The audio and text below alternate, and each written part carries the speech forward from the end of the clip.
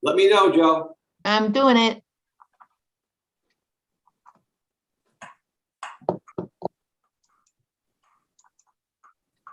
Okay, you're all set.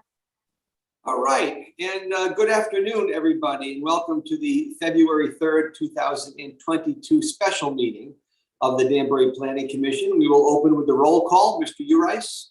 Here. Ms. Hofstetter. Here. Mr. Chiocchio. Here. Mr. Sylvain is absent. Mr. Renz is absent, as is Mr. Haas, and Chairman Finaldi is here. So we have a quorum and we do not need to seat the alternates today. As shown on our agenda, please note the next regular meeting, which was scheduled for Wednesday, February 16th, 2022 at 7:30 p.m. has been canceled. There will be a special meeting hosted on Zoom held on Thursday, February 17th, 2022 at 7:30 p.m. Please note your calendars accordingly. Before we get to other matters and the referral, this meeting of the Danbury Planning Commission is being held on Zoom as a virtual meeting. Even though this meeting is a virtual meeting, members of the public and interested parties continue to have the opportunity to participate in the meeting in a couple of different ways. You can participate via Zoom and see the audio and the video, or you can call in by phone and participate via audio only. Please be aware that we may have to mute your microphone or telephone to avoid an echo or some other background noise. Instructions on how to participate in the meeting appear on the City of Danbury website, and all of the documents and materials that apply to the matters to be discussed during this meeting, including the agenda, are also available on the City of Danbury website. As always, if you have any questions regarding how to participate in the meeting, please contact the City of Danbury Planning and Zoning Department. As a reminder, the entire meeting will be posted on and can be seen on the City of Danbury website. We will follow the posted agenda as per standard practice. If prior to the meeting, any questions or comments on agenda items were submitted via email to the Planning and Zoning Department, those comments will be read during the appropriate portion of the meeting. Finally, please remember that technology glitches do sometimes occur. Please be patient if that happens. With that said, we're going to move right to other matters. Item 1, discussion and possible action on the proposed capital improvement plan, financial year 22 to 23, in fact, through financial year 27 to 28. The documents that apply to that matter have been previously distributed. And I would ask, is there anyone wishing to speak in? Actually, no, it's a test. I'll just turn it right over to Sharon. Thank you, Mr. Chairman. For the record, I'm Sharon Politro, and Planning Director. So I submitted to you the department's recommended capital improvement program for fiscal year 22-23 to 27-28. The program, and I'm sure it looks familiar, consists of 3 different PDFs. One is the complete 6-year program. One is the capital budget for FY 22-23, and then there's a list of unfunded projects for the next fiscal year. This year, we also had to consider potential use for the ARPA allocation that the city has, which is the funding from the American Rescue Plan Act.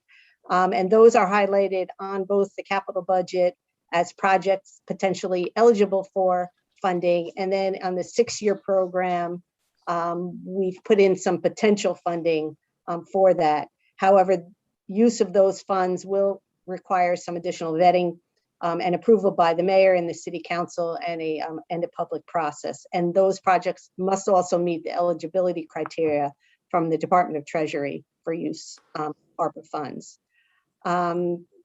As well, there are projects that are potentially eligible for funding under the Infrastructure Investment and Jobs Act, and though use of any of those funds or grants from those funds would also are subject to those eligibility requirements. We're not exactly sure how those funds will be distributed yet or made available to municipalities, so that's a little less unclear than the ARPA funding. So again, by charter, the department is responsible for coordinating all the department requests, capital improvement projects, and preparing the CIP for approval by the Planning Commission. And the funding sources Again, nothing really has changed since last year, except for the column under what projects may be eligible for use of some ARPA funds. So those sources include our general fund capital, which is kind of our pay-go money we get from taxes, new bonds, however, those must be authorized, notes to be issued, and we can issue up to 3 million without going to referendum. There's LoCIP funds, which are local capital improvement funds, and they're dependent on the state's allocation to the city. CDBG funds, which are community development block grant funds that the city receives directly from the federal government. And then there's state and federal grant projects. For instance, a project that may be funded with an FAA grant, and there may be a portion of a city requirement match. And then there's the enterprise funds, which are the water and sewer fund, the animal control fund, and the ambulance control fund. Again, what we try to do is look at projects that are ongoing and require additional funding or major capital investments and continue to fund those. And then we look at adding projects where we can along the way. So on the 1-year capital budget, first, let me stop and see if there are any questions from anybody. I'll just jump right into it. Yeah, Mr. Chairman, Sharon, the 1-year capital budget, tell me exactly where that is on this chart. Page 21. Yeah, it would. Yeah, it's after the Sharon? 6-year program. I think page 21. Okay, Joanne, so we're going to jump down and we're going to start on page 21. Well, I mean, we could start at the 6-year program. It really doesn't matter. So long as I'm not lost when you start talking about something and I don't know where it is. Okay. No, it's So a 14 pager, right? It's a 14 pager. So when you see page 1 of 14, 2 of 14, that's the 1 year, right, Sharon? Yes, Yes. correct. This is the 1 Okay, year. so it is page 1. That's what we're looking at. 1 of 14. 1 of 14. Go to the Oh, bottom of it. I Actually, got 1 of Joanne 20. combined. I had 3 PDFs, Joanne, Yeah, for each Joel- link. Joanne combined. Joel, after the 20th page starts the 1 year, it's called City of Danbury Capital Budget FY 22-23. I mean, I Okay, could start so at the beginning. I didn't. doesn't matter to me as long as you can point me to where are we in this. Okay. Are you Because I on the have 1-year cap? I have various questions as we go through here, and if I'm not on the page. Okay, 19, 20, 21, 1 of 14. Okay, I'm at Okay. 1 of 14. Okay. I just think it's easier to look at kind of a 1-year snapshot. And then this 1 year is the same. All these projects with the amounts are the same that's on the big 6-year, which would be the first page of the PDF you got.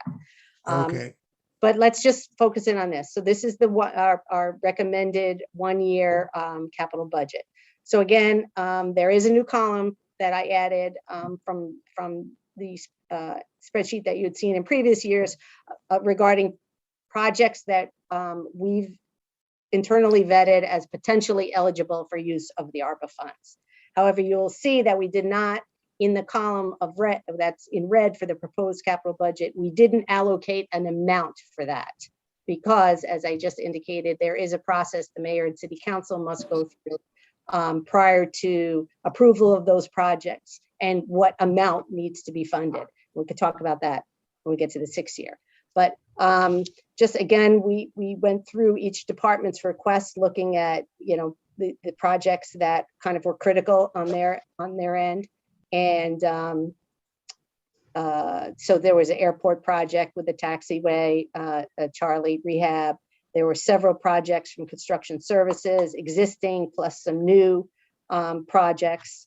There's a lot of playground repairs and replacements. Again, we think that those projects would be eligible for funding and for ARPA funding. And then in terms of some projects at the Danbury Museum and Historical Society campus, there's some repainting of buildings that needs to be done, which we feel is LoCIP eligible. And then some fence replacement work that that they need. On the emergency management department, they need a booster. It's a communication device for the emergency operations center. And then there's a continual, under the notes column, a continual allocation for the citywide generator replacement program, which we condensed all the various department generator requests and have now covered them under emergency management and did a 6-year program for that. In terms of engineering, there's some critical projects, some additional funding, and some other critical projects that were identified by that department. Equipment maintenance, those are really big maintenance items for them to continue to operate, inspect their vehicles. The fire department, again, many of the same projects. We did consolidate at the bottom of page 3, fire trucks, ladders, rescue pumpers, rescue vehicles, and pumpers into a main category, some of which may be eligible for use of some ARPA funding and or may be incorporated in some future leases from some big equipment. There's some fire training school as well as some communication equipment, which we also think are potentially ARPA eligible. In terms of the forestry department, I think we've talked about how important it is to have some funds for trimming of trees and removal in the public right-of-way, which is now LOCIP eligible. And we also put some funds in to start to replace some trees and develop a tree replacement program. We talked about this in our Plan of Conservation and Development committee meeting about, having the funds to be able to do that. And obviously that goes with, where they located behind the sidewalk, things like that. So not to interfere with that and or utilities, but to start to fund a program for that, because we need to ensure that, we're maintaining a canopy that we want. Health and Human Services, there's some discussion about consolidation of all the various health department services and potential relocation of that department with all the people that they've had to hire as a result of the pandemic and putting them into one facility. So there's some money there, hopefully potentially eligible for a state or federal grant. The highway, again, there's funding of equipment. There's money for paving. Sharon, it's Arnie. Can I stop you for a second? Just on Sure. Health and Human Services, relocation of Department of HHS, $4 million.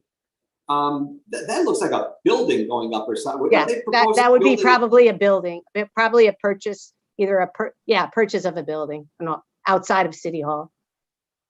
Okay. Yeah, they Thank have taken over, as if you know or don't know, the health department as a result of the pandemic, have, and their needs have really utilized much of some of the conference spaces that were available in City Hall. And they have employees kind of in the front conference room, and they're squeezed in the health department. And so this money would be utilized potentially for purchase of an outfitting of another building where they would kind of all be in the same location, and also potentially, some vaccination sites, some monitoring, things like that, and services, all their services. They really do a lot. And they have a lot of employees. Okay. Okay, back down. Mr. Chairman, Mr. Chairman. Yes, go ahead, Joel. While we're paused on, I have questions on a lot of stuff here, but while we're paused on this particular item, the $4 million you're talking about a separate building, increases, I believe, I'm paraphrasing, because of all the increases related to the pandemic. Well, we're not viewing the pandemic as a ongoing problem, are we? Are we going to need these people in 2 years? Are we, we're not leasing a 10-year building for a spike in personnel that's going to last a year or two. I don't understand. Yeah, I respect that. But again, it's not totally related to that. They are just bursting at the seams, and they have no space. in the health department. And I don't even think there's people there, directly across the hall from in their department offices necessarily that are pandemic related. Those people are in other areas, but they have a lot of services. They have a lot of additional things that they're taking on. And the thought was that department could function outside of this building, and then free up that space for other departments that need additional space in this building as well. So it's not just for them, but it's also for kind of a reallocation of space inside City Hall for the other departments. Again, that that's explanation concerns me. It concerns me. Well, We're that free- allocation is in a grant, Joel. Great. I mean, there's no pay-go associated with that.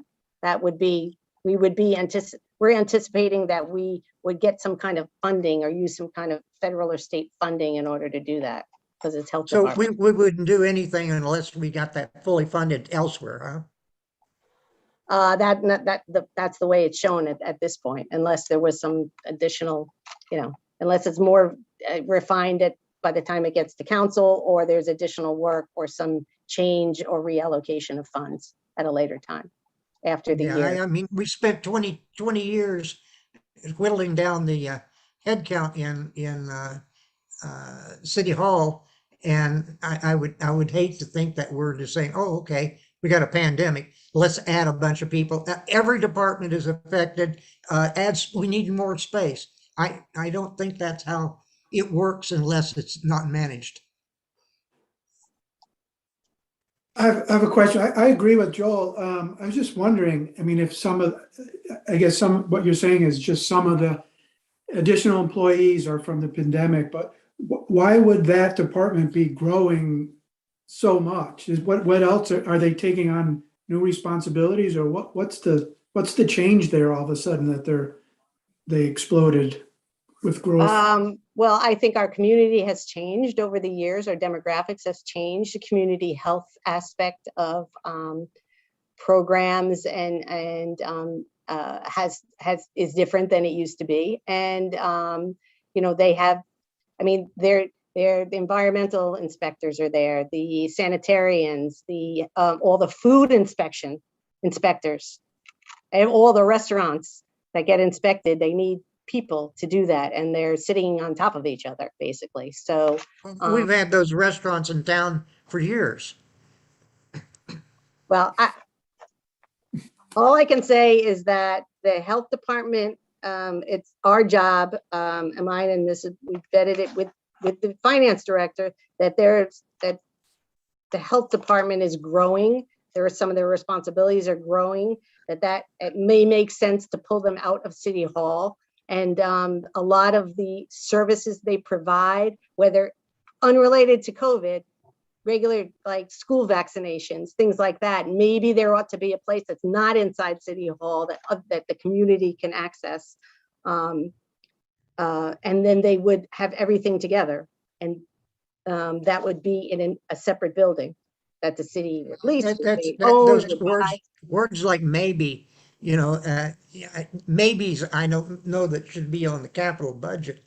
And there's oodles of open space for short-term leases right across the street from City Hall, or from the library in that area, that could be utilized for a shorter-term basis to deal with this issue.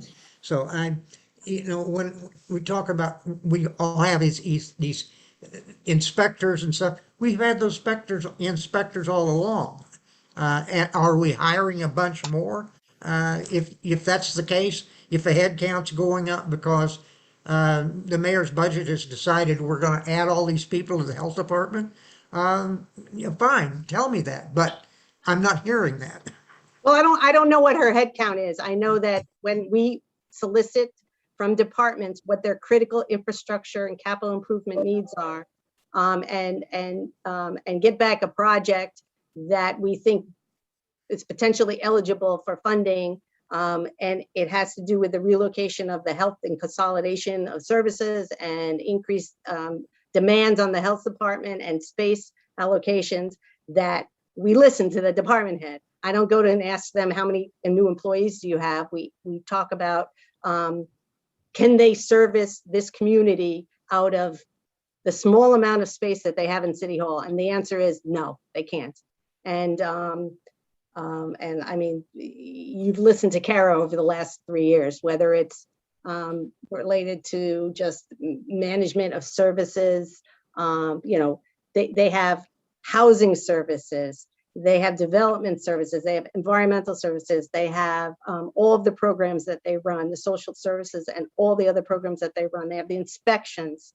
So their department is growing and their space needs are growing, and they've outgrown that little office space that they have.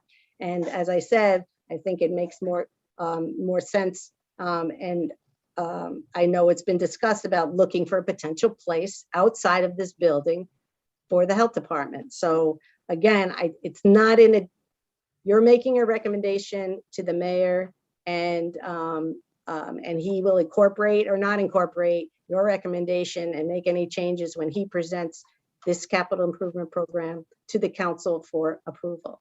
So this line item is under what could be something that could be funded, and it's not in a pay-go column, so it's not really impacting the necessarily the mill rate. But and so I don't, you know, we listen to the department heads. We're also out of space in this building, so you know, if you're looking at a department that you could pick up potentially and move and serve the community in a different location, that's the department that can do that. So Well, with all due respect, I don't know that we need to fixate on something that we think could be eligible for funding from another source that doesn't impact. No, it's our okay. general What fund. I do is I'd like to move on. If anyone has any more specific questions for Sharon on that line item, let's take that one offline. You could ask her offline. let me just ask, this is a yes or no question then.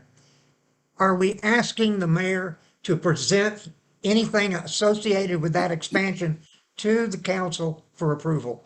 Are we offering that as something that should be brought before the council for approval? The whole capital budget is delivered to the mayor, and he takes what you recommend and develops his annual budget, of which the capital is a component.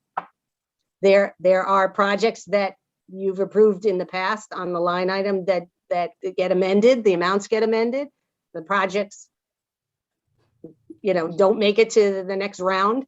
But our recommendation to you was to leave it on here, because I don't think it hurts you or the city in any way, shape, or form.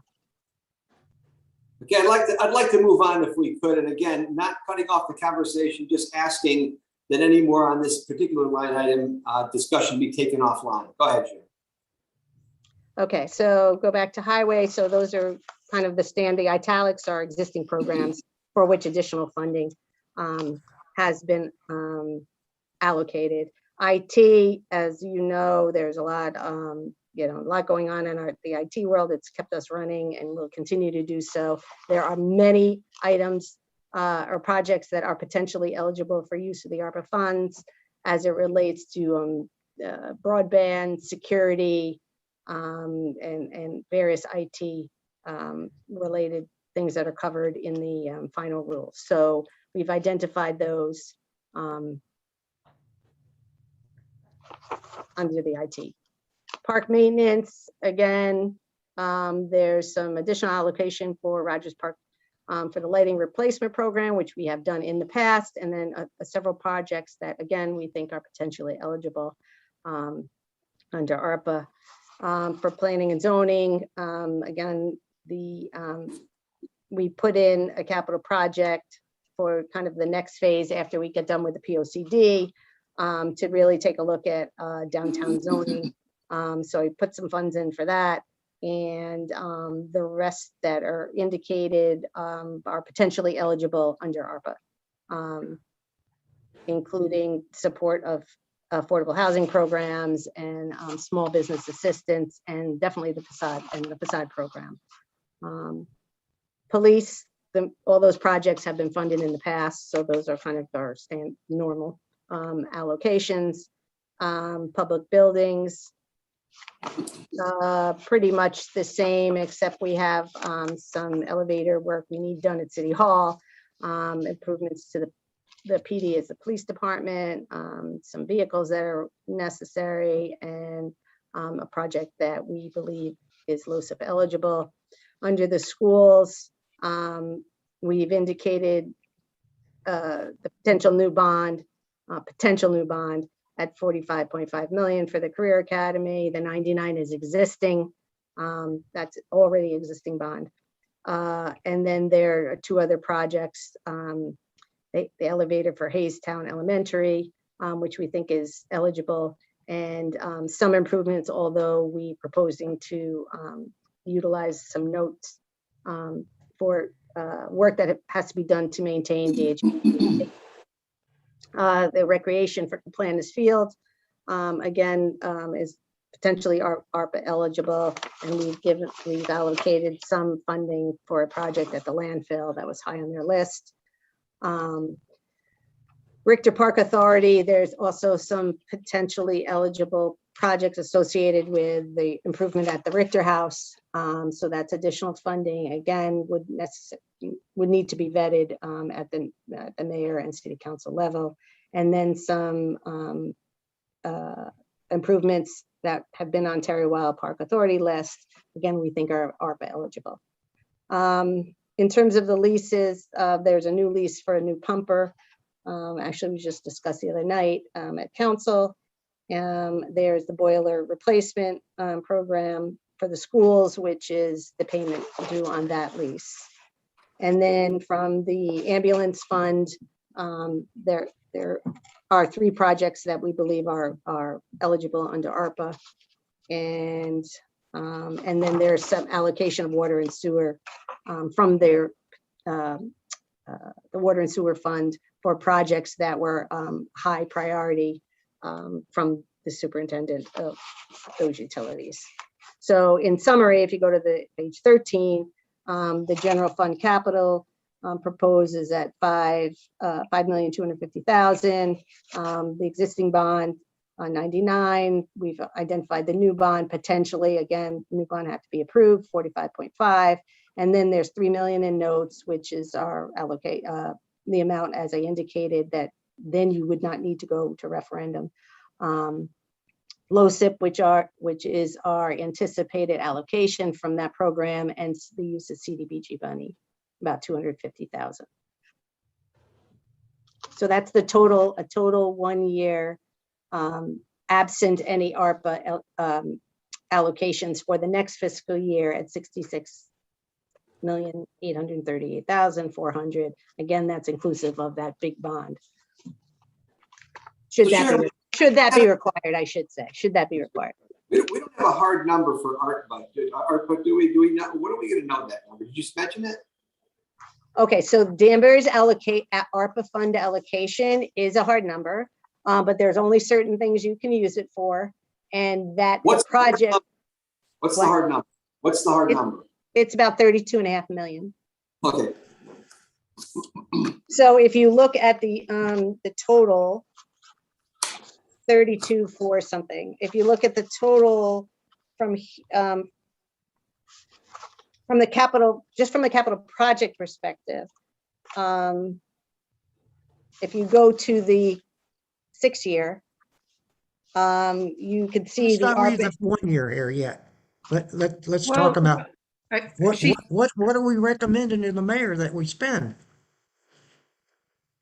What are you talking about? $45 million in new bonds? Is that what we're recommending? Well, that 4 million, right? 4 million no, is the, 45 million. It's the 45 proposed million.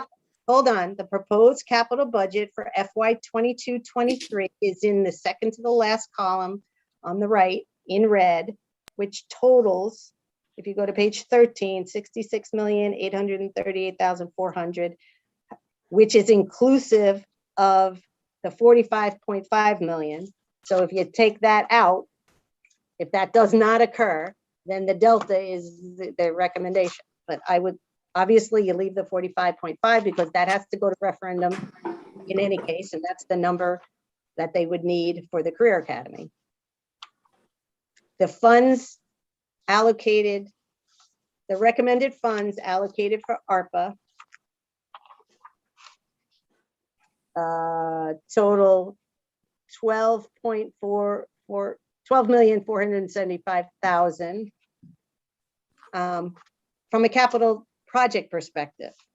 Again, there's other categories for which the city anticipates use of those funds, and all the use of those funds for whether it's an individual project or something else that's eligible will have to be vetted from the mayor and the city council and a public review process on the use of the federal funds that the city's been granted. So, and they can always, I push them out into FY 23-24. Why? Because if that process occurs next year in FY 22-23, you can always move them back into the 22-23. But that process, the end results of use of the funds will be at the mayor and the council level. They're going to have to determine if is that the project we want? Is that the amount we want? So that's how this is set up. Okay. Well, we have to decide as a planning commission as a whole, majority vote, I guess, whether we agree that we should be recommending 66 million to the corner office. Yes. Yes, it's no different than any other year. Yeah. And understand, I mean, if the DCA, something happens with that and that doesn't pan out, there'll be no referendum. There'll be no bond. There'll be no referendum for a bond. There'll be no bond. So the 99 doesn't change because that's done already. So that it's the delta, which is 20 something million, which isn't far from what we normally do. Absent the ARPA funds, because those projects have to be vetted in another process, and it has to go to city council and the public review. Mr. Chairman, Yes. you said that, so one of the questions I had before we started all this was about the ARPA funds. And it sounds like we have a certain allotment that Danbury got as a whole, right? And then you have 32 million plus or minus. Okay. And then we have allocated on this is, I'm looking at page 20 of 20. Yep. For the 6-year plan, 12,475,000 in ARPA funds potentially. Now, one of the statements you just made a few minutes ago was that we're competing. So it is Danbury to have, hopefully, unless the vetting process drops some of it out. I don't know, but assuming that they're all good reasons to spend all of this money. Who else in Danbury are we competing with? Can you give me like an example of who else would be requesting funds that could be, that we are competing for? Yeah, so, okay, so let me try to, so I'm sorry if I've confused anyone. So Danbury gets an allocation like everybody else. Nobody's going to take back our 32.4 million, 4.5. Okay, so that's Danbury's pot, right, to spend. Yeah. And then there are only certain categories based on the IRS rules and regulations, our Department of Treasury, I'm sorry, rules and regulations that you can spend that money on. So out of the 32,457,000 change, we've looked at projects that from a capital project perspective, which projects that had been requested from the departments might be eligible under the final rule from the Department of Treasury. Right. That doesn't use up the whole $32.5 million, right, which I guess is where I'm leading. So there are other categories that the city will look to allocate money of that, whatever that balance is, to spend the 32. It's not like we're not going to spend the $32 million. We're going to spend it. It's just from some of those things are not capital project related. Yeah, but so I guess I'm envisioning a capital project versus some human capital, You're right. You're right. And who wins? I mean, how, I know it has to go through the vetting process with the mayor and the city council and all that, but how fierce is, do we see us getting pretty much what we're asking for here, or is it going Well, to that be? would be our recommendation. If we take this to the next vetting process, we would say to the council, the planning commission has approved, this is their program. And you see on the 6-year plan, the amount in the green column. But if they decide, oh, I want to give the replacement in playscape replacement, which is an eligible project, 500,000 instead of 450,000, then the extra 50,000 they'll take from somewhere else, or they'll make the numbers work for the full $32.5 million. Okay. For instance, there's a category about premium pay for essential workers.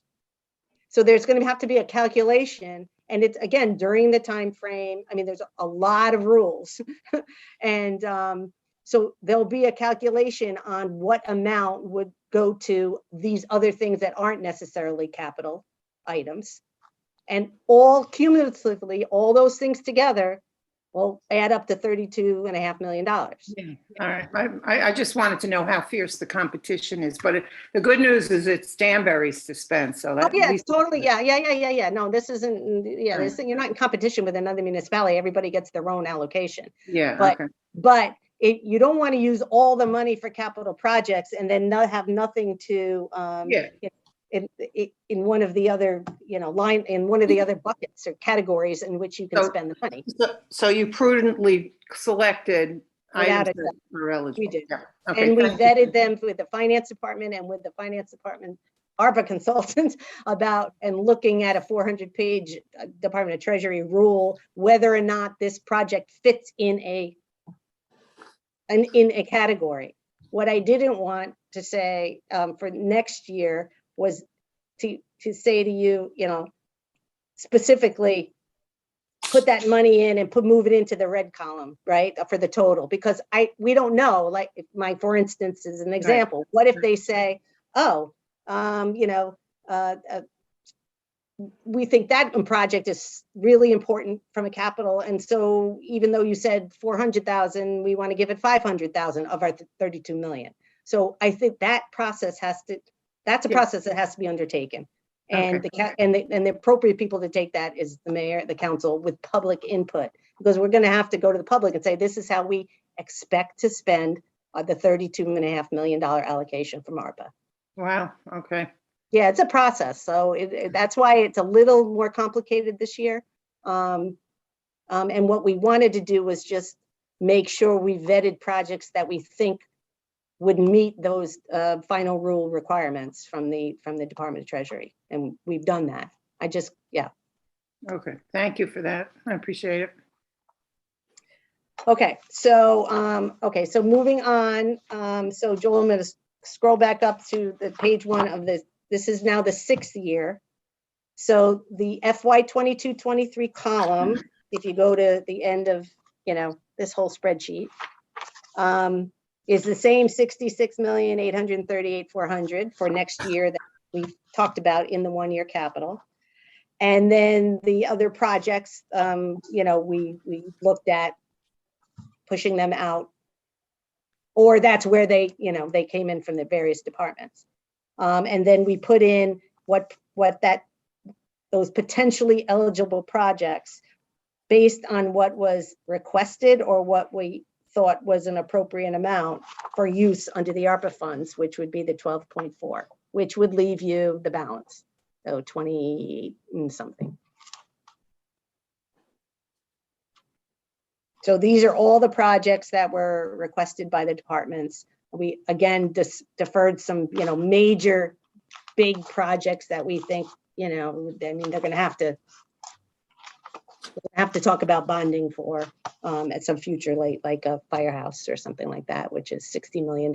So, Even though it shows up in a deferred column, it's just because we have, until they figure out what the exact plan is and what it's going to cost, which year it goes in, you can always pull it back if they decide 2 years, next year, we want to do a $60 million bond because we have XYZ, we have an answer, we have a place, we have it. But those big ticket items, we moved into the third column.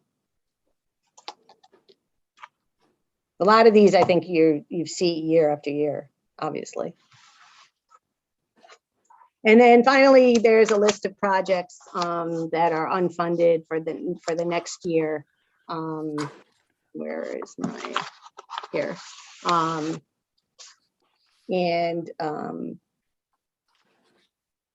So that's kind of the remaining list. Again, same format, same pared down list, but same kind of a list you've seen in previous years. So the unfunded projects don't necessarily have an amount allocated to them. Not for the FY 22-23 year, Okay, but they may show up in the future year. okay, They're just not for the 1 year. got it. Okay, gotcha. Got it. Right. So only if you're looking at either the capital budget, which is, the 14-page document, or the big one, the 20-page document, which is a 6-year program, the Yeah. column marked FY 22-23 is for next year. Sharon, I have a question. Can you go back to the page 13 out of 14 where the totals are? Yep. So the third column there, the 5,250,000, that's really what we're going to spend this year, because the rest of the 66 million is coming from other funds from other places. So really, we're allocating 5,250,000 out of, we'll call our tax revenue for this year to spend on capital. Is that fair? Is that what that means? Yeah, yeah, pretty much. I mean, we do. Roughly. Yeah, roughly. I mean, we, absent the low SIP money that comes down from the state, right? It's our allocation, and the CDBG allocation. It's that and the notes that we're allowed to, we don't have to go back to the council or out to referendum for, we can utilize Okay. 3 million Okay. in notes. But Okay. those are consistent. That's the same every year. So yes, we look the year over year. We kind of we obviously focus on the big picture, but the thing that affects the pay-go and the taxes is the Yep. first. Yep. So and how does is the 5,250,000 kind of compare to last year? So is that what you're Yeah, saying? just about the Fairly- same. Yeah, Pretty it's very consistent. close. Yeah, it's very. Yeah. Yeah. We try to, Okay. obviously, if you don't want, we're trying not to recommend something that significantly impact, Yeah. the tax rate. I mean, Yeah. again, absent some new, David will go to the council if there obviously with anything associated with like new bonds and things like that. But, it's Yeah. for a specific project. So yeah, we Okay. try to keep that. It's about the same as last year. I think we were at 5 something last year. I could pull the number. Yeah. Okay. And the 3 million, do we? I can't remember, but do No. we really issue around 3 million of notes every year? Yes. As well. Yep. Yes, we do. Yeah. Yep. Okay. Thanks. Okay. Any other questions for Sharon on? Yeah, either the- yeah, there is, Mr. Chairman, there Go is. ahead. Okay, we're still on 13 and 14, just to minimize my confusion. What we're actually going to the mayor's office with, what we think as a extension of the planning department, we should be including in the capital budget is 66,838,000. Is that correct? Yes. Okay, that's I got the answer. I'm not sure I'm comfortable with voting for it, so go ahead. All right, well, I mean, and I understand, and Joel, I think as an offline conversation, you could ask for detail. I mean, you have the right to do that. We have to vote and get this thing moving, but you have the right to say, look, what's baked into that number? I mean, but I just don't want to do that. I don't want Sharon fussing around through reports during a meeting like this. That's something you do offline. So any more detailed questions you have, I would just ask them offline, and you have the right to ask. I understand I have the right to ask, but you're asking me to vote on what I don't know about. Mr. Chairman, Yeah, go ahead, Sharon. is it, the 66,000 total, how does that compare to last year? Well, there was no bond. The $66.8 million includes a potential bond for the Career Academy. If that goes away, then you're at 21.3 million. And does that compare with last year, the 21 million? I'm just curious as to whether we're way off, and I know, Yeah, I guess we have the but one-off. remember, okay, so it's 21.8, but if you went back to page 1 and you have to take out the 9, well, actually stay on the stay on page 13, take out the 9.3 million, which is 3 columns to the left, because that's the amount, as well as from the enterprise funds. So 9, 10, 11 million off of the 21, now you're at 10 million, because those are funds that are supported by users' fees, the funds. And then the other are grants that we're expecting. For instance, if the FAA is not going to pay $3 million for that grant for the taxiway, then we not do that project. But that total amount of that project is in the 21 million. So you have to kind of sort of break it down and take out. So Bob was on the right path here when he was saying. Right, go all the way back to the left side. Yeah, okay. I just wanted to get an idea of I mean, that. I could grab, hold on 1 second. As I understand this, in the proposed capital budget, when you're talking about, I understand the 45 million didn't be in there, no big deal. If, for example, the FAA says, we changed our mind, so we're not going to do that project, but we still recommended the remainder of that in the capital budget, and the city is free to, if this is approved, the city is free to use that on any other capital budget it wants. They have to reallocate. They have Well, to that's reassign it. free to use. You reallocate. I'm going to use it somewhere else. So that's still, to the administration, it's free money. No, it's not. They don't. Well, they're going to have to find a way to pay for it, right? But they don't use that project. So and they actually, David did this last year, went to council and he reallocated. He went back through old CIP projects that were done, and then went back to council and reallocated that funds back into the CIP program to use for other projects. Right. So the council has to approve that change. Yeah, okay. Yeah. Can't be spent without their approval. It either goes to that project or you come back and ask again. Come back to the well and we'll tell you whether you can or can't. The other than what I've explained to you that I understand from and have been at the council meetings many times, the details of how that all gets done is through the finance director. The finance department manages the funds allocated. The projects are set up. If the project never gets going, then that money is reallocated. That's how I understand it from the finance director. But it goes into the capital. It doesn't just go into paying salaries. It's a capital project for which the project A didn't get funded. So maybe then you end up spending less on capital during the course of a year because some projects. They have to go to the council if they want to reallocate it, have to go back to the council. I believe that is true. I believe that. Okay. All right. Total. Okay. So total, I'm just going to give you a comparison. Last year's, I'm going to start on the left. Okay. Total general capital fund was 5,265 versus 5,250. I don't have that versus 5,250. There was a $99 million bond for the school, 3 million in notes, 565 under LoCIP, 250 CDBG. grants and others was 1.6 million.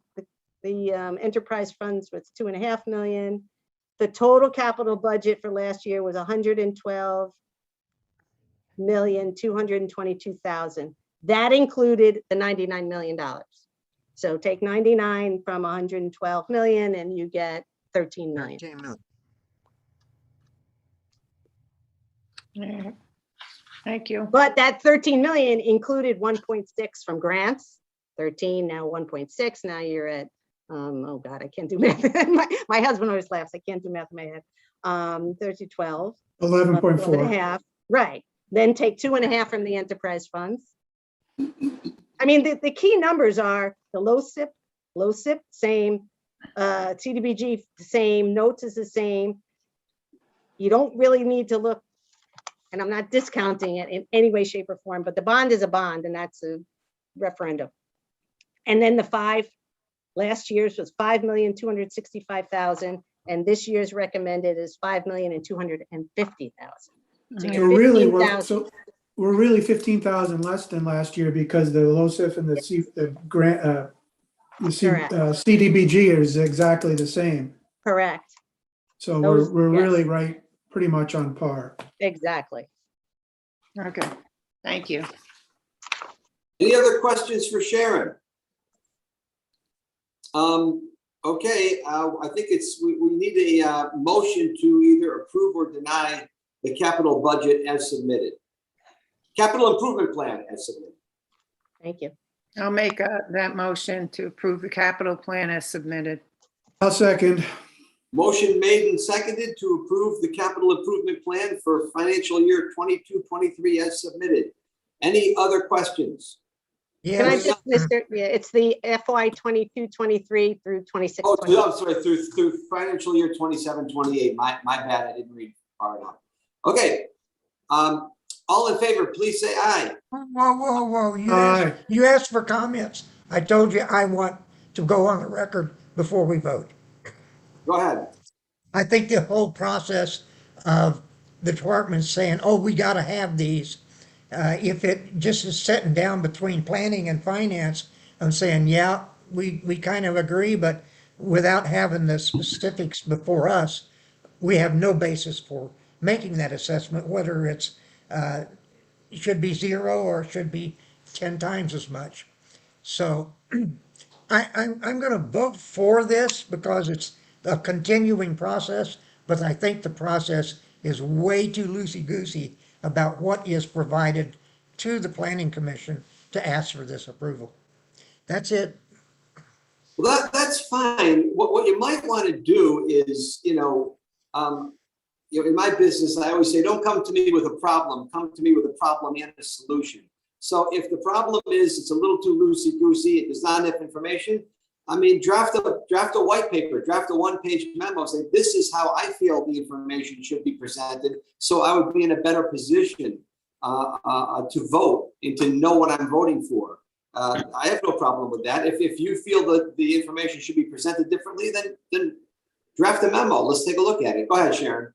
I'm sorry, Mr. Chairman, just so that we're on for the record. What we ask the departments to do is fill out a 30-column spreadsheet of all of their projects, all of their needs, what the fiscal impact is, everything, descriptions of all the projects. I convert that into something that is like workable from an Excel because it's not that easy.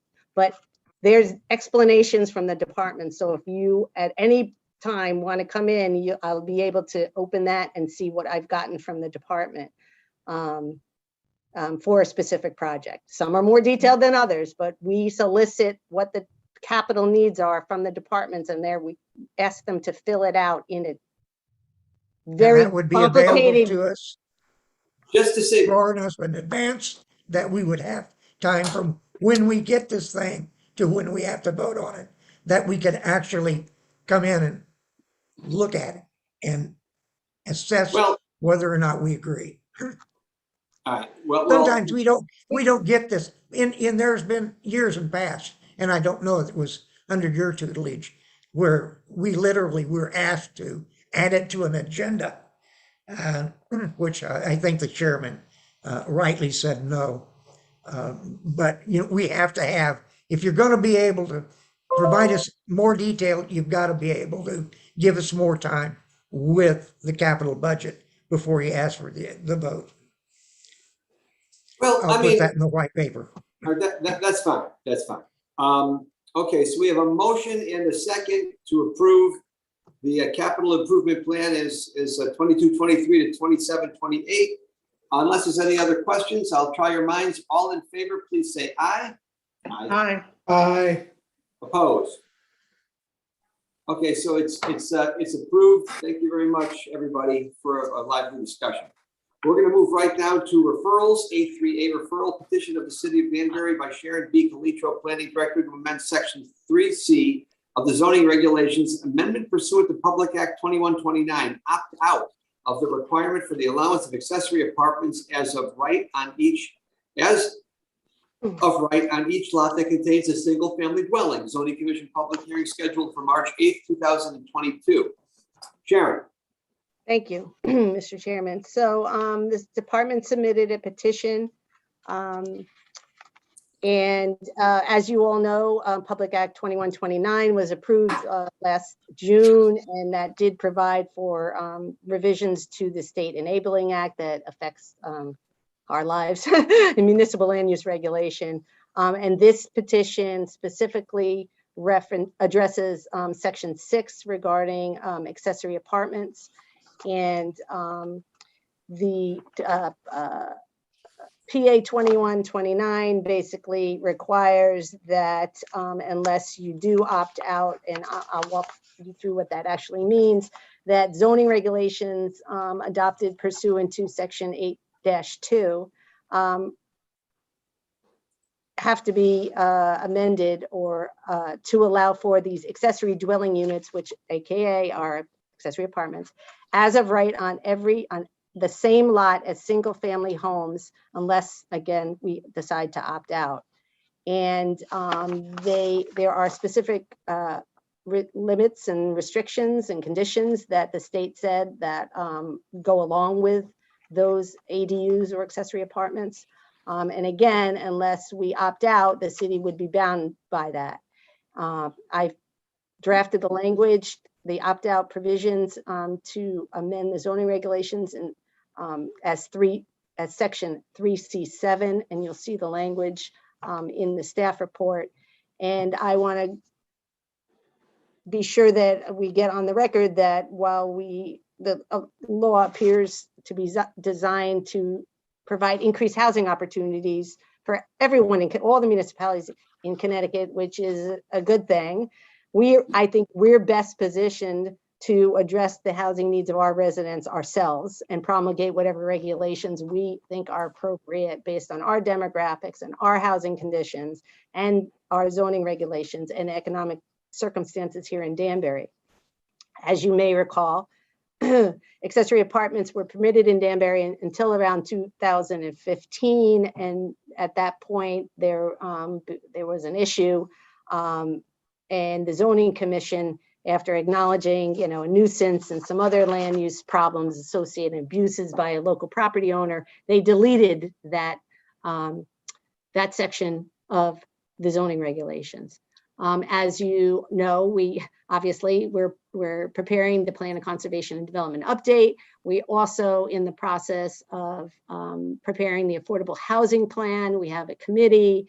We've had some public workshops on ways the city is going to increase its affordable housing supply. And I think we recognize that affordable housing plan is statutorily required to be prepared by June 1st. So we're working on that. We recognize that Danbury is growing and that we need to accommodate all of our residents, and have discussed with the Affordable Housing Plan Committee the need to reinstate some form of an accessory apartment regulation. However, I think it's important for us to do that, and we're better suited than the regulations that the state has promulgated. And unless we opt out, we are going to be required to follow. So by approving the proposed amendment and opting out, we can contain local control and the ability to prepare regulations that meet our needs. So this opt-out process is the same one we just did last month or so for the parking requirements, which were also some new requirements mandated in PA 2129, and we did a couple of years ago on the temporary healthcare structures in 2017. Again, we think it's important that we retain the ability to regulate and promulgate regulations for Danbury based on the needs of our residents and what we think is appropriate. So based on that, I will entertain any questions from you. We'll go from there. Well, I'll go first on this one, which I typically don't do, but I completely agree with opting out. And you have to be real careful with accessory apartments and single family dwellings. You just have to be careful with that. And I do agree. It's very simple as far as I'm concerned. It's a very simple matter. We're better off handling this on a local level than on a state level. We're perfectly capable here in Danbury of drafting our own regs and customizing them for the needs of Danbury rather than accepting some statewide mandate. So in my opinion, it's very simple. Opt out, we'll do it ourselves. Anyone else have any comments? Mr. Chairman, Yes, go ahead, Joel. ditto. Wow, is that it from Joel? That's it. That's it. Well, thank you. Mr. Chairman, I also agree. I think if we can better integrate this with the rest of the planning that we're doing, then I think the state can with a broad brush. So I would rather we concentrate on our integrated planning here. And so I also agree that we should opt out. I'll make it unanimous. I agree as well. Great to hear it. So on this particular matter, again, just to make sure we're all on the same page, a positive referral is to opt out. A negative referral is to not opt out. So I will entertain a motion. Mr. Chairman, I'll can I make a just say based motion on the to- reasons in the, excuse me, Joel, the reasons in the staff report? I'm sorry. Yes. Well, that would be in the motion, sure. Thank you. I'll make a motion to give this a positive referral for all the reasons indicated in the staff report. Plus the general aspect of we can handle our own business better than the state can. Do I hear a second? Second, Second, Mr. Kiokio. Okay, any further discussion? Hearing none, all in favor, please say aye. Aye. aye. This matter gets a positive referral. Thank you, Sharon. Thank you. There's nothing else, right? I mean, that JAR referral, that's not today, is it? It's not a No. referral. There was something on the agenda. It's a public hearing for the 17th. Okay, I'm blurring two agendas. No, it's together. okay. My It's apologies. okay. Okay, then in that case, there's nothing else. Go ahead. Mr. Oh. Chairman, can we just review what is the plan for the 17th? Because we had to cancel Wednesday, we're on Thursday, and I don't know why that happened, but I don't have to know, I guess. But what is on the agenda for the 17th, and when do we see that huge project again? Well, Helen, full disclosure, that was me. I asked the department a couple of weeks ago, given the fact that we have this large and very complicated application, I'm going to be out of state through Wednesday. And I didn't want to be honest with you, I didn't want to give this whole thing to Joel and say, okay, Joel, here's the three-eyed monster, it's all yours. I figured if I started it, I should continue it. And I couldn't do that till Thursday. So that was an accommodation for me, just so everybody knows. Well, thank you, but I think there's so much work that the applicant has to do to address the staff comments that they probably welcomed an extension, I don't know, but all right. So what is on the agenda besides this public hearing? Well, we Mr. haven't. Chairman, Go ahead, Joe. Go ahead, Jen. so right now we've got 2 new public hearings. We have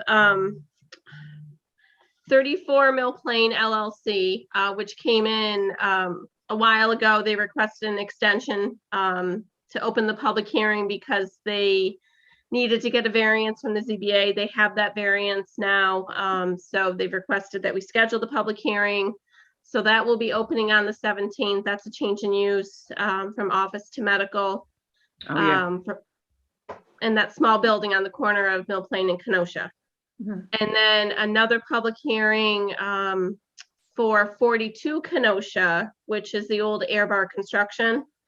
JAR Associates bought the parcel and they're now under contract to sell it to this new company coming in. They want to